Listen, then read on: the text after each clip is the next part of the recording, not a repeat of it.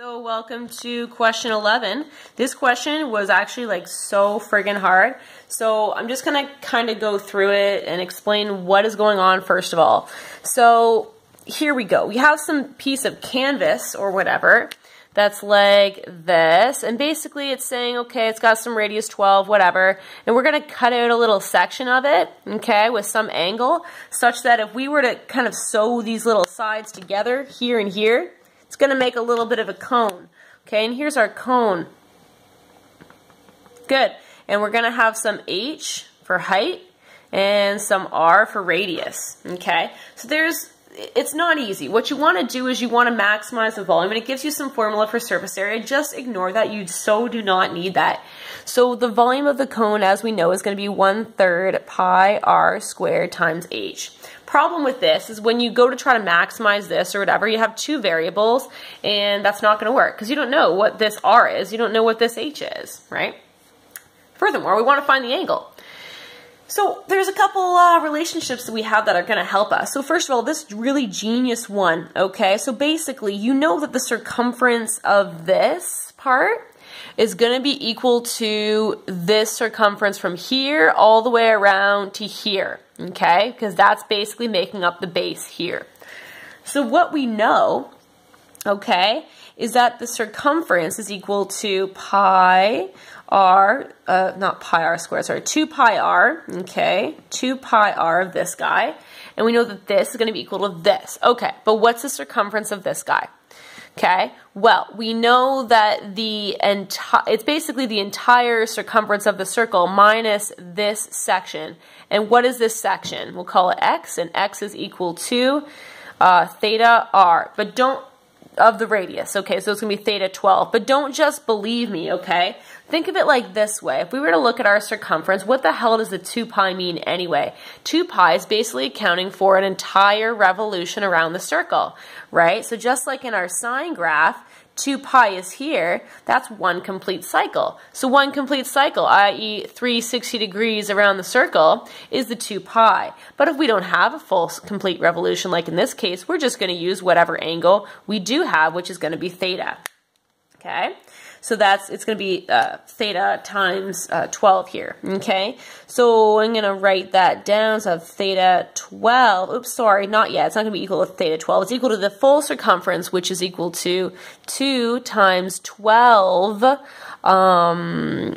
2 pi 12, okay, 212 pi, minus this part, which is 12 theta. And if I were to isolate for r, then I should get 12 minus 6 theta, if I'm not mistaken, over pi here, okay? Okay. So that's going to also be really important later, not right away, because you might be tempted to substitute all of this in for r here, but trust me, that's just going to be really, really, really messy when you go to derive it, okay, differentiate it. So now the one other thing that we have, because we still have like an h here that we got to deal with, right? And we're like, oh my god, what do you do? So let's use Pythagorean's theorem. What's the side going to be? Well, the side came from this portion here, so it's going to be equal to 12. So therefore, we do have something we can work with. We know that r squared plus h squared is going to be equal to 12 squared, right? So perhaps what we can do is we can maybe take our r squared here, isolate it, right? Because we have an r squared here. Okay, we can just like isolate it and then substitute in our h's into here. And then we're going to have just volume in terms of height instead of r and h. Okay, so let's do that. So we have volume is equal to 1/3 pi. I'm just going to put the pi here because reasons. And then I have, so r squared, let's do that. R squared equals to 144 minus h squared.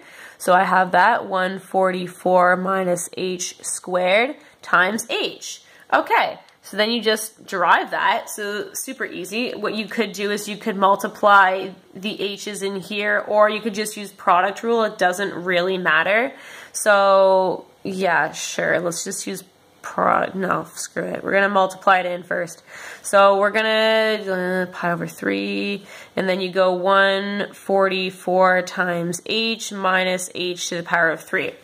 Okay, and then you're going to derive that. So you have v prime is equal to pi over that, okay, times 144 minus 3h squared.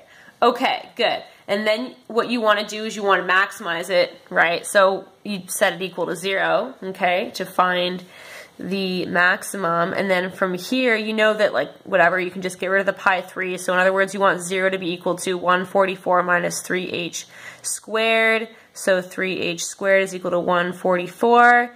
And therefore, h is equal to, or h squared rather, is going to be equal to 48. Okay? So that's how you find h. Okay? And then, I'll just move that over a bit. Okay? So then from there, what you can do is, okay, so then you can put the h squared into this formula to find out what r is. Sorry, this was r squared. Okay? And then you can calculate r. So if we know that h squared is equal to 48, 144 minus 48 should be 96 for our r squared. And then with our r squared, all we have to do is basically like plop it into this formula to find out what our theta should be. Okay, so I'm just going to erase some of this because we don't need it anymore. Okay, provided we understand what's going on. And then I'm going to have, let's see, so our r squared. So basically I have square root 96. Oh, I have no idea why I isolated for r. I'm sorry. I should have been isolating for theta. It doesn't matter though. It's fine. Okay, so I have, you know what? I'm just going to isolate for theta right now. So just ignore what I did here because I don't really know why I did that. So here we go. Isolate for theta. So I have like, if I put theta on the other side, then I have 12 theta, yeah, is equal to, let's go 24 pi minus 2 pi r. Okay, that's better. And then if I were to divide both sides by 12, then I should have 2 pi minus pi r over 6, if I'm not mistaken, okay? And then from here, then I can actually plug in my r, okay? So, which is, that's the r squared, so it's the square root of 96. So I have 2 pi minus pi square root 96 over 6. Okay, beauty. And then from here, perhaps you can recognize that, okay, so with 96, this is also equal to square root of 16 times, because, okay, let me do it again, so 1, 2, 3, times square root 6? Yeah, definitely. Okay, so you can substitute that, and you know that square root of 16 is going to be equal to 4, right? So I can go like this, 2 pi minus pi, 4 pi, right? 4 pi square root 6 over 6. And then I think what they did in the final answer is they wanted it to be like pi over 3. So basically in order to do that, so basically they're taking it a pi over 3.